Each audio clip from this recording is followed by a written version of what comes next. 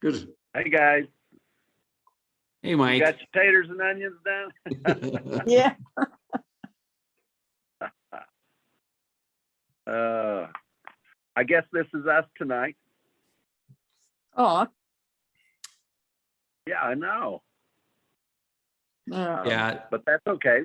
We've got the best, right? it is okay. We can hear you. Yeah, just a Good, little good. technical issues. So Michael's just going to join us on the phone there because apparently I blocked him. I'm going to get him back in. So I don't know. Now, they will not let me appear by face. I can only appear in voice. So, so I don't get to attend the conference this year at all, even by Zoom. My goodness. Oh, no. But I did get to see both of you before. So, and you're both looking very fine, I have to say. Well, I hope that you've enjoyed the sessions, the ones that you've been able to listen to. I'll start out here first off by thanking Daniel and everybody that participated. Jeannie, thank you for putting together a session. We had others that that normally do participate, but just things were not lining up for that to happen. So, but we certainly had a good time. Daniel and I certainly had a good time getting the teachings ready, and I know that you enjoyed. Vic, I know you enjoyed all of us. I did. Yeah, I watched all of it. So, Very good. I'm going to just start out, and then we can have some discussion and just playtime here, really.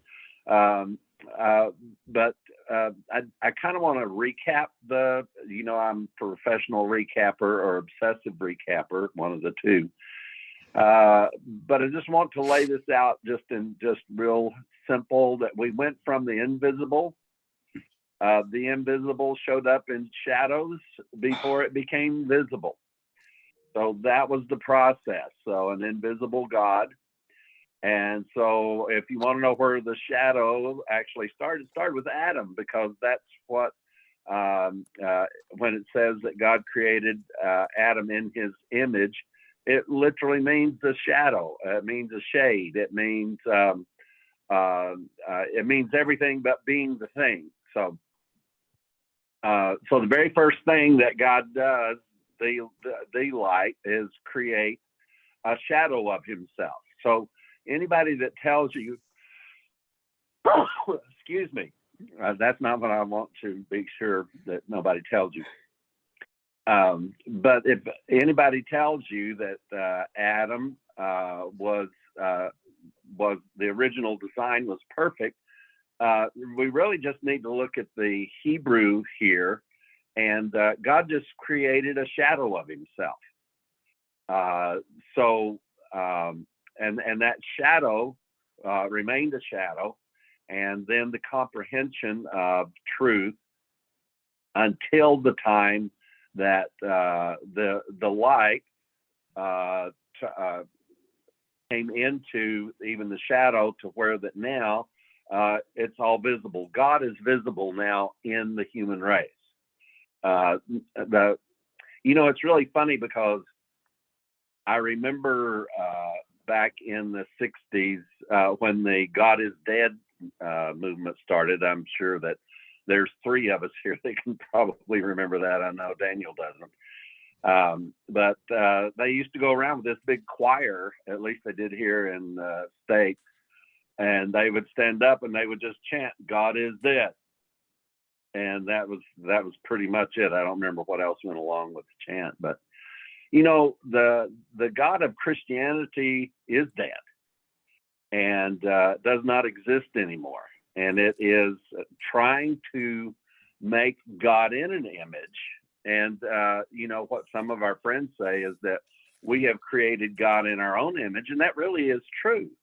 But all we need to do is accept what the scriptures have to tell us about what these types and shadows, as they were in the scriptures, were. just right before we got on, I was this popped into my head about John, and I turned there, and it says, "In the beginning was the Word, and the Word was God, and the same was in the beginning with God. All things were made by Him, and without Him was not anything made that was made. In Him was life, and the life was the light of men. And the light shineth in the darkness, and the darkness comprehended it not." So let's get that picture, that light was shining into the darkness, but there was no comprehension of the light. There was a man sent from God whose name was John. The same came for a witness to bear witness of that light, that all men through him might believe. He was not that light, but was sent to bear witness of that light. And even this term "to bear witness of" is, John was a shadow. John was a type and shadow before Christ. And he's the one who came doing all of these things immediately before Christ, so that people could have some comprehension of what they were looking at when Jesus got here. In fact, the shadow was so good, some people thought he was the Christ, right? And but he was not, and he made it clear, I'm just a shadow of this thing. Over here's the real thing. And Jesus also affirmed that he was the light of the world. And now the whole transformation of this is, not only did God through the shadows then become manifested as God in the earth in Christ, but now is God in the earth in us. And not only was Jesus the light of the world, even as Jesus taught us, now we are the light of the world. So this process has been very dynamic. And, you know, when you look through the Hebrew scriptures, the entire thing, all of the Hebrew scriptures, and this is why we keep hounding on this, the things that we can't see clearly just yet, we can look back at the shadows and say, oh, that's what this means. I don't know about anybody else, but I know I don't fully comprehend yet the fullness of Christ. And so it does require, in fact, that's what Jesus said. He said, if you want to understand me, you're going to have to go back to the scriptures to get a clearer understanding, because this is all laid out in type and shadows. Just as John came as a witness to that light, all of the Hebrew scriptures is a testimony of God about Jesus. Just like in Exodus, when the ones that we've already shared with you, the ark, I did not know. I don't know if you guys did, but I did not know that the Ark of the Covenant was also called the Ark of the Testimony. Did you guys know that? Not offhand, no. Yeah, I didn't. And Jeannie, we don't want to know if you were smart enough or not. Jeannie's You not muted answering. Jeannie. She muted herself. Oh, okay. There we go. I really don't think I knew it, but you hear so much that without the understanding that you float over top of it. So it may have been something I heard, but totally did not comprehend it in that way. That's a good way to put it. We did not comprehend it. Yeah. But yeah, it's then the Ark of the Testimony. This was God's testimony about Jesus. He is the Word of God. He was the manifestation of that which was in stone was now made flesh. The rod that budded was the manifestation of Christ. Also the manna, even as Jesus said, I am that manna. So we know that the analogies of the testimony of the covenant are clear. So all of those, and see, we could go back now, and all of us together can go back and do a study on those three items that were in the Ark of the Covenant. And that tells you how important that the Hebrew scriptures, the types and shadows, are. God had them build an ark with angels over it, the cherubims, and all of this. And don't touch the ark. It was vitally important that the ark remain intact. And you know as well as I do that Christianity does not keep the ark intact. And we know that our mystic friends certainly don't keep the ark intact. And but we are keeping the ark intact. Now, I'd like to tell you that I understand everything, but I don't. But hasn't it been amazing over the last couple of years, the things that we have understood? I think that, goodness, we ought to be put down in the history book somewhere just for the research and teaching that Daniel and I did on Micah and discovering the Hebrew moniker for the Virgin Mary. I think that's amazing. I don't know. Maybe I'm just amazed with myself, but I think I'm really amazed with the scriptures that the daughter of Zion and the daughter of Jerusalem is how the Hebrew scriptures, the term the Hebrew scriptures use to talk about Mary. Now, there's about 16 verses or so, if I remember right. Is that about right, Daniel, that has daughter of Zion or daughter of Jerusalem in it? Yeah, it was right around that. And then about half of those, we went through all of them, and somebody was like, I don't know what in the world this means. But I think it's very impressive that half of them are acknowledged by other people and even scholars that say that these verses individually are about Mary. But they never picked up on that the entire Hebrew scripture moniker of Mary and the prophecies about her, even to the detail of her being her escape into the wilderness, into Egypt, and staying there for a certain period of time. And it's really weird because you see those verses actually pop back up in the book of Revelation. I know you guys have noticed that we're popping in and out of the book of Revelation, but that's the only way I can handle it. I'll pop in and pop out, but I'm not going to stay there because until we get a view of that thing to where that it is a big picture. You guys know I'm a picture guy. And when you change pictures every 5 verses, I'm sorry, I can't do that. So this is like a montage instead of a big, beautiful portrait like Paul's teachings and the book of Hebrews and what we're finding in the scriptures. So what the process of this was, the invisible was to become visible. And it was because it could not be understood, it could not be comprehended. You know, it's just like looking straight into the light. You can't see anything. And then once you look straight into the light, you can't see anything at all. Even what you used to be able to see, you can't see. So it's very beautiful, even when you're talking about just physics itself. All of this is just basically physics.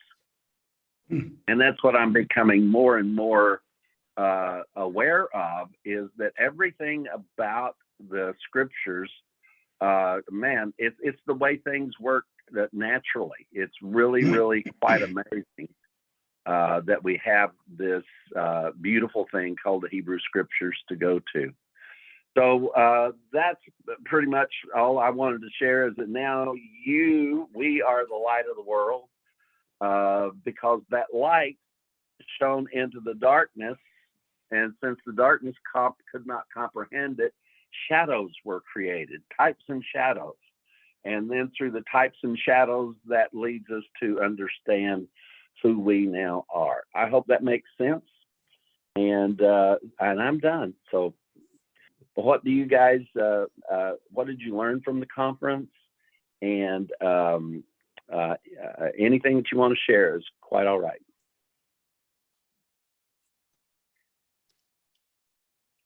How about is you, our I just curious here, the one on a lease iPad, is your name Don? Yeah, Dawn, yeah. Okay, I thought it was. I just couldn't remember. So, Mike, Don had joined in Oh, hey, Don. Hi. while you were joining on the phone, just so you know. Yeah, when you first said Don, it took me aback a little bit, and I realized there's more than one Don. So. Yeah. Yeah. I had to borrow my wife's iPad because then I got my other iPad didn't work on the sound. Oh, okay. Yeah, well, you and Vic are both in the same position, so we're calling him Debbie tonight because that's what it says on his iPad.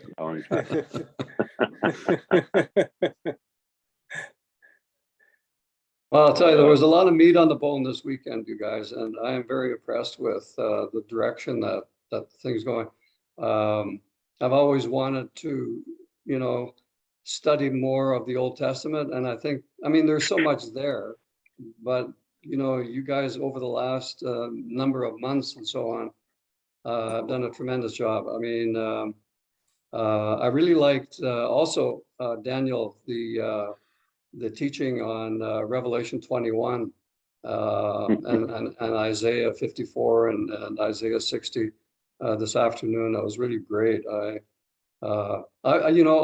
personally have not looked at the book of Revelation for years and years. So it was really good. And yeah, I'm impressed. I'm excited. I'm happy. And the whole thing about the shadows, the visible and the invisible, struck a chord with me. And like that is what the Old Testament is all about.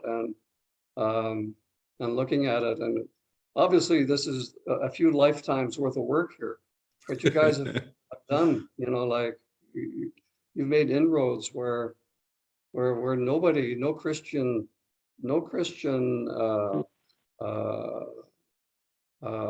group has ever gone that way that I can think of offhand, to that, excuse me, that depth. So keep it up. I'm excited to know what you're going to become, what kind of revelation you're going to be, or information.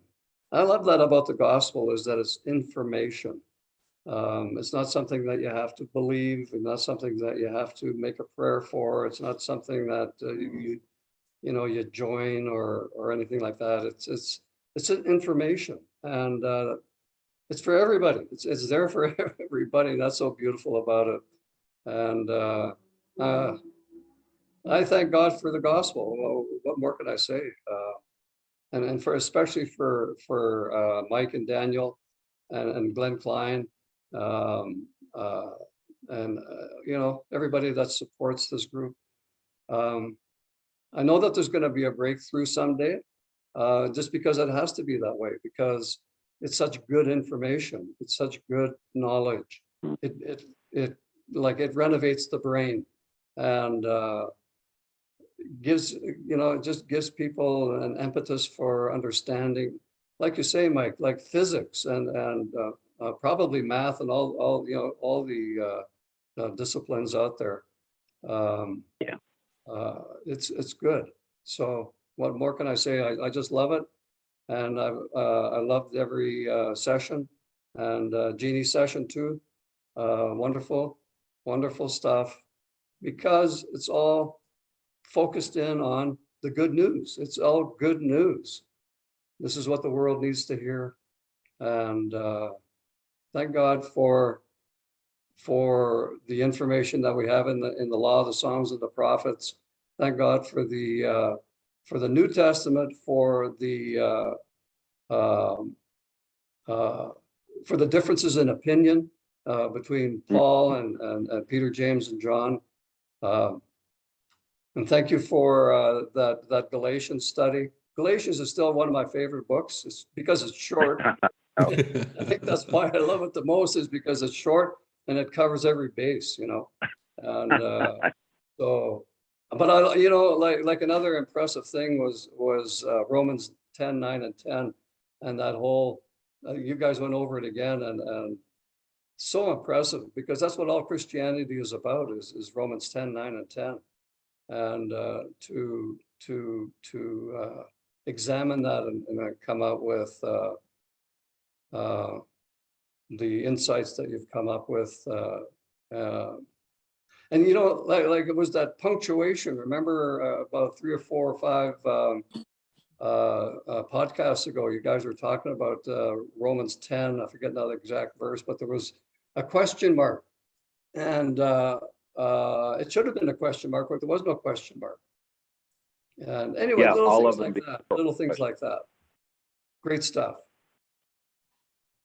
Yeah, Vic, that one that you're talking about is faith comes by hearing and hearing by the word, because the previous 6 or 7 or 8 lines are all question marks until it comes up to that one. And Yeah. that should have proceeded with question marks. I was talking to Daniel the other day. It's kind of like the one I found in the Psalms, I believe, and everybody quotes it. I lift up mine eyes into the hills, from which cometh my help, and my help cometh from the Lord. I always wondered, as I learned the gospel, what the hell does the hills have to do with giving us any help? So I went back. That drove me back, and I started reading it, and that is another one of those. It's a question after a question after a question after a question, and if you just follow it through, he's saying, I lift up mine eyes into the hills, from which cometh my help? Question mark. My help cometh from the Lord. And but we do pay attention to things like that. I say we're probably obsessed with it, maybe, but we almost had to become obsessed with it. Well, the original Greek didn't have any punctuation, is my understanding. So obviously the people that translated that, they just put the question marks in there somehow. And why they didn't put one in that particular sentence, like it's just, man, it puts a whole different slant on the interpretation. So. Yeah, especially since Paul said immediately after, but I say unto you. Yeah, so, exactly. That's the other thing. I mean, that's the key right there. Is that should at least let us know that what was being said was not Paul's statement. Yeah. It was the thesis that they were convinced of that he was parroting. And, I've kind of got to where that I see, I spent a lot of time really kind of ticked off at Peter, James, and John. But since we've gotten into so much comparative teaching ourselves with others, I am really grateful that their teaching is there by comparison, because I'm not really sure we would understand it as well as we do if we didn't have the people who were sharing the gospel based on their private, personal experience with Jesus, rather than like Paul did. Paul made it very clear his understanding of Christ is based on knowledge, not personal experience. So it just becomes such a valuable thing. And of course, the Christian world and many others would just freak out to think that we even think that these guys disagree. And that people have freaked out and not been able to handle that. But that it really is, I think, one of the best keys. It's kind of like having the shadow. It's like Peter, James, and John are the shadow, but Paul and Apollos are the real thing. It's like, so I think we could see it clearer because there's disagreement about it in there. Exactly. And then to have the validity of the scriptures to go back to, we get to go and see who's right. So, yeah. I think Peter, James, and John might have been the shadow of today's church. Yeah. Yeah, I think that's true. And that verse that you were talking about, Vic, I think that's Galatians 3 and 2. This only would I learn of you, receive you the Spirit by the works of the law, or by the hearing of faith, like it was always read either or. Right. Mm-hmm. But Yeah. instead, it's Yeah, by those the two. works of the law or the hearing of faith, neither. Yeah. Wow. Yeah, Hebrews 10 and Galatians 2 are Yeah. hard copy teachings.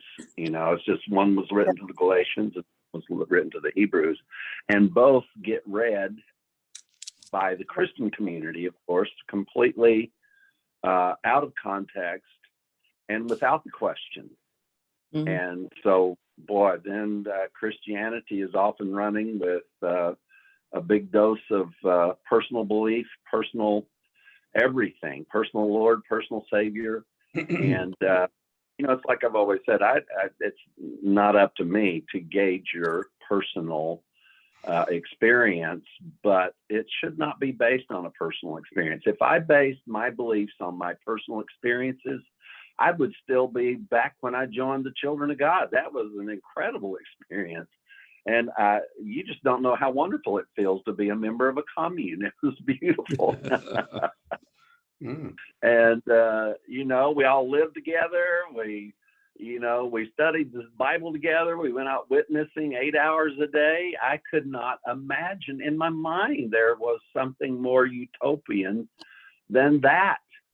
I didn't know I was in a cult, but hey, when you're happy, who cares, right? I was a happy little cult member, and you know, the biggest reason, and we've covered this many times, the biggest reason is because I was accepted.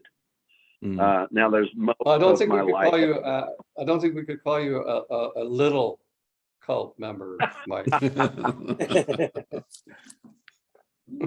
Some dare call me little, yes, but that's okay too. The power of our personal experience is real, and that's why I also don't question anybody's personal experience. But once you've shared your personal experience, then let's get out the scriptures and see what truth is.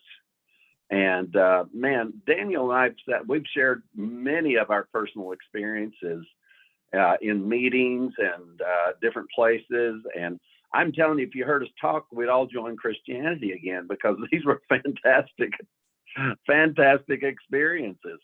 But that's what gives me that much more encouragement about the gospel, that in spite of those experiences that felt so magnanimous, so great and so powerful and so enlightening and uplifting and almost floating on a cloud, that's not how you determine truth, because people who are practicing voodoo have the same experiences. People who practice Islam can, whirling dervishes have that experience, you know. So we've learned a very important thing, and our mystic friends depend almost solely on experience. A lot of times it's just in the middle of their speaking, they get a certain cadence, a certain rhythm, and a certain thing going, and that's how they know that, you know, that Abba's there now, you know, and he's in control. And I remember those days, and I don't blame them for it, because it was fun, you know. The problem was that if you want to know truth, you've got to get past the superficial and personal experience of Christianity and mysticism. Yeah. Yeah. I had some thoughts on on that when you're talking about faith, the substance of things hoped for. The Hebrew people needed to believe and know the law of sin and death. It had to be there, or else they wouldn't understand, you know, like they had to understand the sacrifices and what the sacrifices did for them to know what to look for in Christ. And I guess that takes us to where, you know, like what we're doing now is going back to the Hebrew scriptures and learning all those, like you call them, shadows and whatnot, to know just what we have in Christ. Kind of maybe something that one should know, but it that really hit me from all the teachings. You know, years ago, I came up with a statement, everything that was a what became a who. And I think those whats were shadows of the who. Mm. Oh, Now, yeah. Yeah. I'm feeling like Dr. Zeus again already. So, but though, you know, I kind of understood this years ago, but now we're developing a vocabulary to explain it a bit better. That all the whats, and what were the whats? The whats were shadows. And every shadow became a who. The law became a who. The priesthood went from being a what to a who, an everlasting who that never dies. The temple, Jesus said he was the temple, and now we are the temple. The temple that was a what now has become a who. So as Daniel and I and all of you guys, as you're studying and looking through, always be looking for that what. The whats are all over the place. It's being able to see the who. And now you say, well, why don't we just stick with the New Testament? Because they didn't get it all, folks. I'm sorry. Even the writers of the New Testament said that if all the books of the world would not contain all the understanding about Jesus, if they filled them all up. So, and that's how powerful that we are persuaded that the Hebrew Scriptures are. I think out of the Hebrew Scriptures, we could fill volumes and volumes and volumes of books. Like I said, somebody needs to do a whole book entitled The Daughter of Zion. And goodness gracious, at least the Catholics ought to buy it, you know. So, certainly, I was thinking about, goodness, if we could get that into Catholic hands, those folks would really eat that up, because we are giving Mary her due diligence or her due, and by being diligent and finding her, we found her. It's like my genealogy research, which I love. I guess I just love dead people. I don't know what it is, but they really are very easy to get along with. There's not a one of my ancestors have criticized me at all. Not one of them has made fun of me, and I find them and broadcast them to the world, and they just, you know, they're very kind. They get along with everybody. But we do. Goodness, this thing of digging into the Hebrew Scriptures. We've got a 20-year-old. I know you guys have heard me mention him, Ethan, and he is now in Italy, and fresh out of Japan for 2 years, and he's in Italy now, serving in northern Italy. And you know, he's learning the gospel so much. And when he started learning and doing his research, and how that Jesus put down all authority and all power, he had to totally rethink about how in the world he's going to get through the Air Force now. So, and but you know, just a fresh 20-year-old mind that he is just obsessed. Now, he has a girlfriend down in Rome, and he just went down there and spent Memorial Day weekend with her. And for the first time, she heard him listening, because they were together the whole time. She heard him listening to this may be one of the most powerful things that come out of this whole conference. So, of course, in Japan, he's dating Japanese girls, Asian girls. And then he comes all the way to Italy talking about, oh man, those Italian girls, they're so beautiful, the Italian girls. Well, guess what he meets? He meets an Asian girl when he first gets there. And so he seems to be pretty happy with that. But he had not told her. He's done a lot like I do. I don't go around telling people what I do. In fact, I'm just honest with you guys. I avoid telling people what I do. because it's going to take too much of a conversation and in passing than just say I'm a Bible teacher. So I avoid that. And I know that sounds terrible to a lot of people, but I really do avoid that pretty much at all costs until somebody asks me point blank. Well, once I know they've asked the question, then answering it is something that I know they're ready for. I just don't answer questions that haven't been asked. So anyway, he was on this weekend and she overheard him listening to the show, and she's like, "What is that?" And then she starts asking him all these questions, and she said, "I put all of that behind me."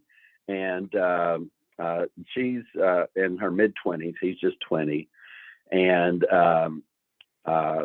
but she starts asking all these questions and started talking about people speaking in tongues and rolling in the floor. And then he finally realizes that as a Pentecostal from East Tennessee, here she is from Manila, Philippines, and she's had the same experience over there. So Wow. So now all of the questions, and he has spent most of his time while they were down there, obviously not all of it, but a great deal of their time was spent just her asking him questions about the gospel. Wow. And him telling her what to listen to. What do I listen to? Where do I go? What do I listen to? And so this Memorial Day weekend, oddly enough, the power of the conference reached a brand new listener by happen chance. And it looks as though it has the potential to revolutionize her life. She is just blown away. She hardly knows what to do with herself. And she's constantly asking questions. And then when Ethan feels a little bit stumped, I told him, I said, "You come up with your own answers. You don't have to call me and ask me." And I said, "You've been learning now for 3 years." And I said, "How does it feel for the taught to become the teacher?" And he said, "I kind of like this." And I said, "Well," I said, "that's the way it's supposed to be." I said, "You're supposed to be teaching, and it shouldn't be very long before she'll be teaching others also. That's just the pattern of this." So while we're sitting here with just the 5 of us on here, how many times have we had a conference that it's touched one person? Nardos, goodness gracious, the different ones over the years just that have transformed so impactfully, and then they have such impact. And that now, by happenstance, over a Memorial Day weekend, one of our youngest gospel revolutionaries, who is ravenous, he listens to every single thing, and he listens to it over and over. And he's learned how to research. He's got his own Power Bible, and he just constantly said. So he was down there with this girl. He said, "I can't wait." He said, "I didn't bring my Power Bible with me. I've got to get home." He said, I've got to study Hebrews." He said, "I've got to get home to Hebrews chapter 7. He says, "I know there's something more about this Melchizedek. I've got to understand it." It's like, you're 20 years old. You're in Rome with a girlfriend. Forget about your Power Bible for right now. But that's how important freedom is, even to that situation. It's just amazing. Yeah. I can remember leaving the room because someone was going to tell a joke. I remember being so uptight that I couldn't live my situation. Mm. Amazing, Jeannie. Michael, we got a question that came in on Facebook. Linda Hamilton's watching us through Facebook, and she's asked, "Hi, Linda. I have a question. Why would God have created, quote, fallen angels, unquote? And after the cross, is it possible that fallen angels are no more, just like fallen man is no more?" That's an excellent question, and we are doing intensive research almost as we speak. And Dan was actually leading that up on the angelic realm. We do some research together, but I just told him, I said, this is yours. I'm not doing this one. And so he is, and goodness, the things I've learned from Daniel and even on these sessions here. So there's an unknown that we have to acknowledge, and that is, you guys have heard me state many years ago that sin didn't start on earth, it started in heaven. And before there was ever mankind, before maybe even before God said, "Let there be light," there was this, and then that gets transposed into the book of Revelation, and there was war in heaven. And here's what we don't know. We know with the human race, from Adam forward to the cross, everything was predestined. Is everybody pretty well settled on that and understand it? Mm-hmm. Yep. Okay. All right.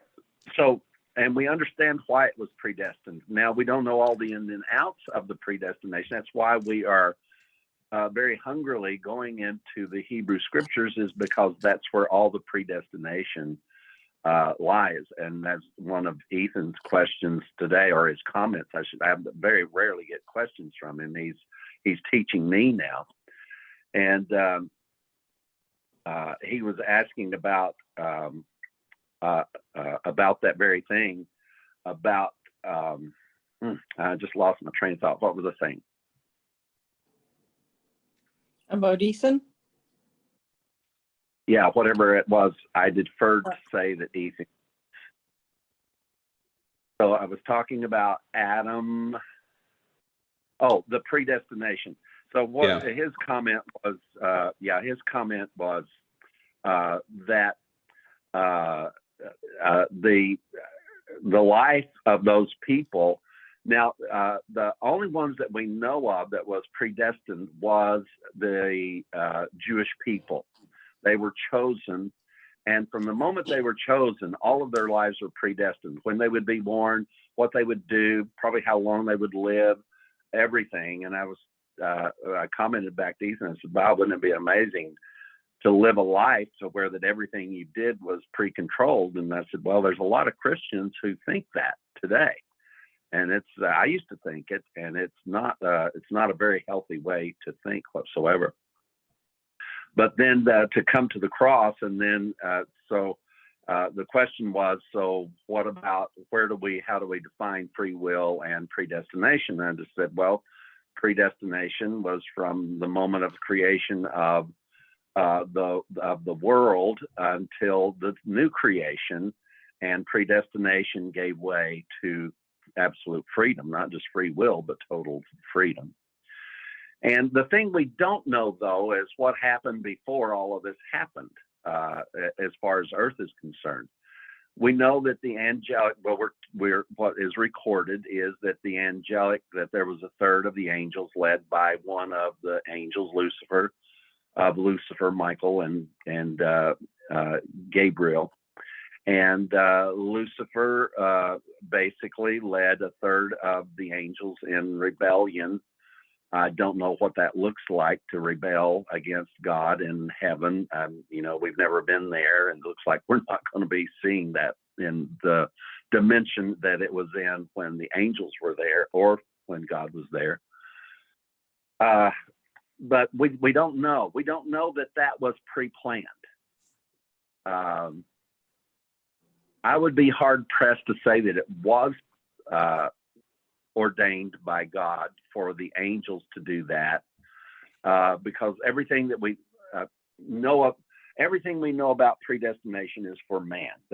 Let me come to the end of that by saying that to take predestination outside of the human race, we're outside of our pay grade, right? We just don't know. But my assumption would be that this was that with the angels, that was not predestined. And there's an awful lot of this that we're researching as to how much of this in the redemption of mankind was this a part of God resolving his issue with the fallen angels. because, you know, the devil and Lucifer and his angels are mentioned all the way through, even Jesus, and even the temptation that Jesus had. It's definitely connected. We are researching that. I promise you that we are looking into it. We're going to let you know everything we find out, but there's a lot of this that we just don't know yet. Now, I am convinced, Daniel is convinced, and I know you guys are convinced that it's in the Hebrew scriptures. Just like Mary's moniker was there. It was like, hello, I'm over here. Mary, this is Mary. They called me, the daughter of Zion back here. And we found that. And I still just think that's just so amazing that we found that. And I've looked everywhere for teachings on the daughter of Zion, and nobody has taught on it before. At least anybody that has been recorded on the internet anyway. So we don't know. My persuasion, though, Linda, on this end of it, is that whatever that fallen angel thing was, I do think that as Revelation puts all of those names, the devil, the dragon, Lucifer, demons, it puts them all in one basket. I remember, as I've shared with you guys, people breaking those things apart and saying, well, this is demons and this is Satan and this is Lucifer, and all of these are separate things. Just like they've told us that so many things were separate things, and then they tell us everything that is separate is all one thing, like the term world, and many other examples that we could give you. But the conclusion of the story on this end, we know the beginning of the story for angels and Lucifer and the devil and Satan, and we also know the end of the story for them. And number one is that Michael and the archangel fought against Lucifer and the devil and all of them, and they were cast to the earth. In fact, when Daniel went back and researched that, they were cast down to the sides of the pit, the sides of the grave. So you've got Jesus going to the grave, and you've got Lucifer and his angels all going to the grave, and into some form of death, because Jesus went into that pit with them, and that pit is just the grave. That's not hell. None of those words can be translated into what Christianity has taught and paints a picture in our head of hell. It just simply does not exist, as Daniel has shared with you very carefully and thoughtfully, I might add.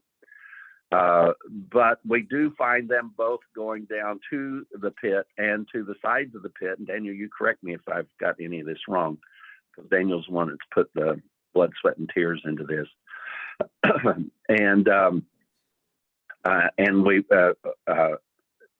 then we also have the conclusiveness of that Jesus was manifested to destroy the works of the devil. So the devil is that angelic realm, according to the statement in Revelation. And as a person who taught demonology and made a hell of a lot of money doing it, and goodness, we used to pack out buildings everywhere I went teaching on demonology. And I had a lot of time. I could tell you exactly what he was saying. I could tell you what God was saying. And now I don't hear voices at all. So I think I'm getting better. And I don't even take medication, so I don't hear the voices. It struck me, so far back, having had my experience in my early years with the mental institution, and how many people were in there because they heard voices. And then I got to be a part of the charismatic movement and Pentecostals and charismatic movement. And they were teaching us how to hear voices. It's like, this is weird. I just come out of one place where they give us medication not to hear voices, and I'm going into another one, and they're teaching us how to hear voices. So I don't hear those voices. My personal and what I would teach anybody is that they have no problems with Satan whatsoever. I don't know of anybody that has a problem with the devil or demons or fallen angels. I think Jesus did an excellent job. Where'd they go? What did that happen to them? Did they get redeemed? There's nothing that I could tell you about the work of the cross that would redeem. I can tell you that the work of the cross could destroy the demonic realm, but I cannot tell you that it would redeem the angelic realm, because Hebrews makes it that, and I'm not telling you it didn't, I'm just telling you that from what we know, because Apollos went into detail to let us know that Jesus did not come in the form of an angel. He came in the form of a man to redeem man. So there's nothing about the work of Christ that would redeem an angel. That doesn't mean I know everything about angels, nor do I know everything about redemption, but I do know some about the redemption that there is in Christ Jesus. And that was for the whole world. So nice to take it out of the personalized experience to understanding how wonderful it is individually, because we understand how marvelous it is for everyone. Mm-hmm. I want to just to whet everyone's appetite. This is one verse that we found in the Hebrew scriptures, in the context, like Michael said, we saw in the scriptures where the devil and the angels were cast out of heaven into the pit and into the grave. And listen to what Hosea 13:14 says. This is God speaking. I will ransom them from the power of the grave. That's Sheol in the Hebrew, which would be close to Hades in Greek. I will redeem them from death. O death, I will be thy plague. O grave, Hades, Sheol, wow, I will be thy destruction. Repentance shall be hid from mine eyes. Well, that's your head. And this is the quote that Paul quotes in 1 Corinthians 15 when he says, "O death, where's your sting? O grave, where's your victory?" That's where he gets it from, is Hosea chapter 13. Now that'll preach, and brother. Daniel, now, he was actually talking about the angels being thrown down to the pit. Is that right? Yep, he was. Wow. So that gives us a whole lot more to look at outside of even what I've just shared with you. And, you know, that's where Franklin Graham's idiotic statement came from in his interview on one of the news networks. I forget which one. You know, after 9/11, he went kind of crazy and was just preaching. Well, he went crazier and was just preaching judgment everywhere he could. And so somebody was interviewing him, and it was somebody that was would have been, you know, favorable to him. And they asked him, well, I just, you know, it's just hard for me to think that God would send a human being into an everlasting punishment in a lake of fire. And he said, but what about the little children? This is they, and Franklin, I never will forget it. You can probably pull it up. And Franklin said, forget the little children. He literally said, forget the little children. He says, not only does God say that he will go to hell, he says, I will throw you into hell. And I don't know how many of you remember Don did a little thing and he put that, I will throw you into hell. I will throw you into hell. I will throw you into hell. And he had it repeated over and over. And, but the Bible doesn't say that God would throw anybody into hell. What does that actually say in the book of Revelation, which is the only place that talks about anything getting thrown in hell, Daniel? Yeah, it reads, and I can even read it for you. The devil who deceived them was cast into the lake of fire and brimstone. That's the only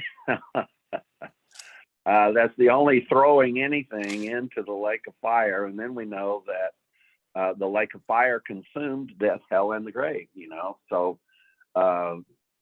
and again, I'm like Vic. I hadn't tiptoed even around the Book of Revelation for a long time, so I get a little skittish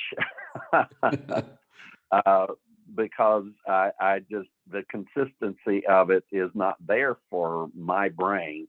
But I'm certainly willing to look when we find things. The one thing that helps is knowing that upward to 80% of the verses in the Book of Revelation is quotes from the Hebrew Scriptures. So, you know, so far, the ones we've taken into context, we found out that the Book of Revelation got it wrong, right? So if we do nothing with the Book of Revelation except point out where it's wrong, I'll be happy with that too. So, yeah, thank you, Dan, for pointing that out to us. Yeah, so stick with us, Linda. We've got some more coming on that. We are, as Michael said, we are fully into study mode on that. So we welcome any thoughts that anyone has too on that. Make sure you send us an email and call us. It may prove me completely wrong. Yep. And we'd be excited about that. Weirdly, now, Daniel, you've been here when I found out I was wrong. Do I really deal with it the way I say I do, or am I lying to the people? And you can tell them I'm lying if you want to. No, actually, I think you don't say how excited you actually do get. I've seen you get more excited than what you've described as being excited about being wrong. So yes, you definitely do. And it's a learning experience, and we just love being wrong. Yeah, to me, it's like an open door that I was never walked through. So goodness, I don't understand other people's perception of being wrong. And you remember how Don on there, he would always say, okay, I was ruh.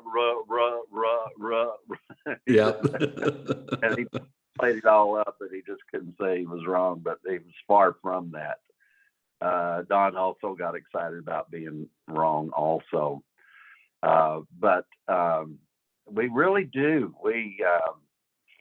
I don't think that we need to approve ourselves.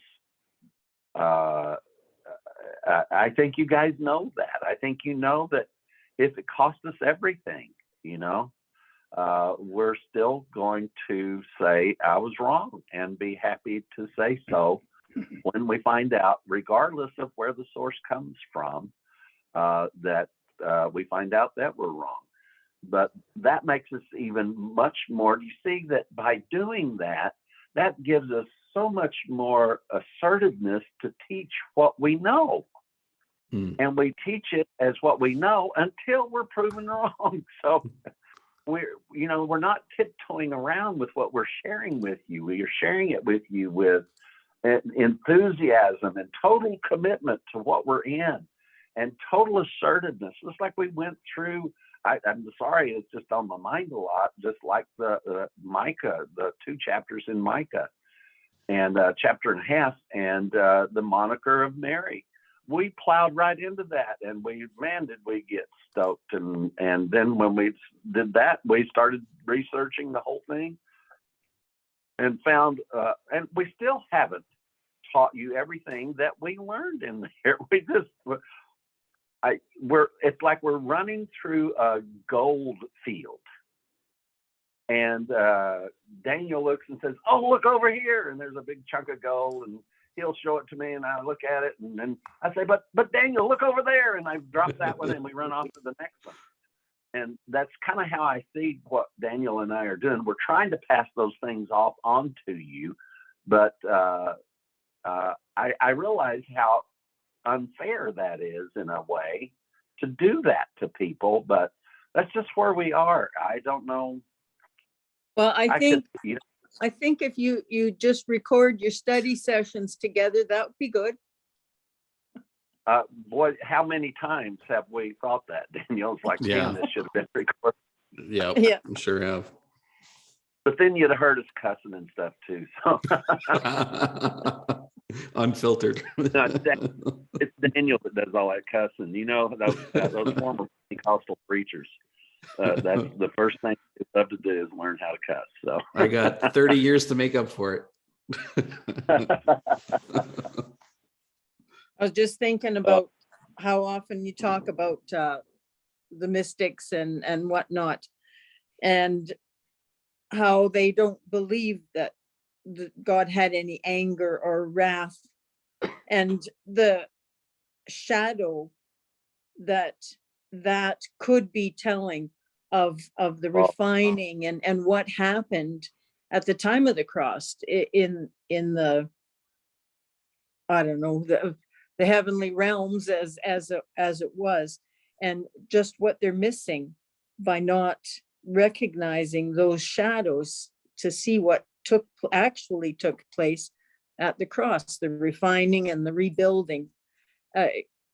Just the study of God's anger and wrath could really be an education for them. And Jeannie, that takes me back to our last conference, when we talked about the alloy. And that's exactly how you create an alloy. You take these two metals and you throw them into a super hot fire and you put them together. I mean, you're very well aware of that process. And that's what I think about with the anger and wrath. It was part of that process. Yeah. And, here's the tail end of that story. So, and people say, well, it doesn't make any difference. Well, we've seen that it does, because you see the understanding about the refining and purification and sanctification, that's all there. And if you don't put all of that at the cross, guess what? You're going to be, it's like Nazarenes are constantly trying to get sanctified, and man, they get old and don't want to have sex anymore, and they're mean. So they decide that that's the way everybody's supposed to live their lives. And now they're sanctified. You have to get past 70 to get sanctified, I guess. So. Are you telling us you've entered into that sanctification? I'm not saying nothing. I'm not going to talk anymore. But just the concept that whatever our understanding is that Jesus did not do at the cross is added to us. Yep. It is. It's added to us, and it's added to the future and to the present time. And that's why that a lot of our friends have that hell as a temporary place. It's a refining place. They believe in the ultimate reconciliation of the world, but they're obsessed with that. They still think there's got to be a second coming, and they think that God is doing things in their life to bring about things and even troubles that's going to refine them and make them better people. And you don't become better through those means. You become bitter, and it's not a good thing. And Jeannie, the times I've talked about that I don't have any hope anymore, there's a couple of hopes I've still got in my life. So There's always hope. There's not a hope in hell. That's right. Yeah. So how about you, Don? What are you thinking? Well, I got lots of ideas. Let's see. I got a couple of questions, I guess, that probably will never get answered. But I was just thinking, what happened during the time when Jesus died and rose from the dead? There were 3.5 days there in our time, but it might have been like, that's a spiritual world, so there's no time in that world. So it could be that's when there was a war in heaven. That's when the devil was kicked out. That's when all the revelations happened. During that time, there was a lot going on. And I'm sure there's probably stuff in the Old Testament that talks about what happened at that time. So I don't know if it's worth studying or not, because I don't know what you could get out of it. But I guess there's always good things you can get out of it if it is explained somewhere that what happened during that time. You're as close to it, Don, as we are right now. And that the greatest possibility is that 3 days is spoken of about and there was war in heaven. Yeah. And that now I don't know that Jesus was a part of that war. I think him being dead was important, and that's when that war broke out. I think that after that is while he was in the grave is when they were cast down, and then that's what when Jesus came out of the grave is when they went into the grave. It's all you're right. We may never know, but it's kind of like my genealogy. There's things I thought I'd never know, and now with DNA, I'm finding out things I'd never dreamed I could know, and way beyond that. And I think it's the same way with the scriptures, because you see, the scriptures are the DNA of the gospel. And I have to hire a professional to look at DNA because I can't read DNA. It's available, but I can't read it. And so there's people who can read. And I told the girl that's working for me now, doing some work for me now, I said, it's really weird because all you're doing is reading. I just don't know how to read. It's like maybe you shouldn't charge somebody just to read to them. So. But what we're doing is learning to read the Hebrew scriptures, just like DNA. But you see, we know what markers to look for, just like DNA. And that's why we found Mary. I mean, I know I may be conflating these things too much, but we followed the DNA of the Hebrew scriptures and we found Mary. Mm-hmm. I mean, it's been gone for 2,000 years and we found her DNA. And I think the number one DNA that's there is Christ. And we don't want to know just what he did while he was here. We want to know his DNA. And that spiritual DNA, that understanding of the Hebrew scriptures is so powerful. So, Don, your question is valuable, but I have to tell you, you've probably thought this through just about as far as we have, and we're still looking. And you said you had a couple.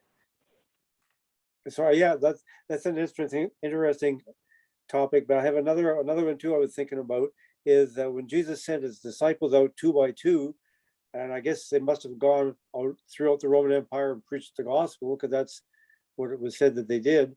So what did he do? Because he didn't go with them, right? For that period of time. We don't know how long that period of time was, do we? We don't know. He might have gone home and spent time with his mama, That's interesting anyway, that he just disappeared for a while there. Some people say he went to Asia. He went to Asia and preached the gospel there, but I don't know about that. Oh, all the speculations. I think the reason he sent them out is because Mama said come home, and so he sent them out to do it. I think that's the only reason to say it. You got to do what Mama said. So yeah, that was never planned. That was just what he had to do because that's what his mama said. You got to come home, son, for a while. Okay, let me send these guys out. Let me transfer some of this to them, and I'll come home and spend some time with you. So it's as good a story as any, right? That's as good a story as going to Asia. It's as good a story as going to the Americas. And but there's nothing written about that I know of, unless we can find it. There's only one place that it would be written, and if it is, it's in the Hebrew scriptures. If it's not, I'd say it's not worth knowing. Yeah.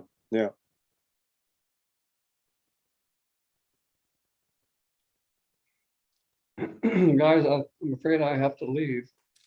So I'm gonna We're sign off. Well, thank you very much for all your hard work. And you too, Vic. Goodness, I hope we sufficiently gave you the kudos for putting on the conference. I know it's a bit different than what it used to be, but we sure do appreciate it.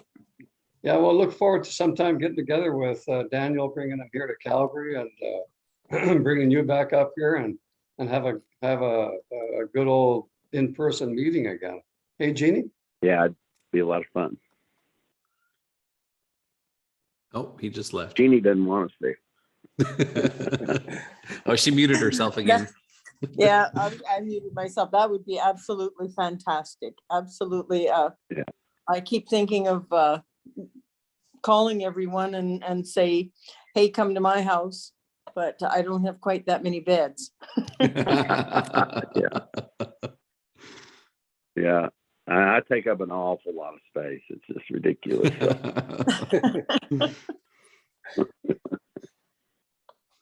All right, guys. I think that with Vic's departure, I don't know unless somebody else has something they want to share. Thank you for participating in this conference. And Daniel, I'm going to let you close this out, buddy.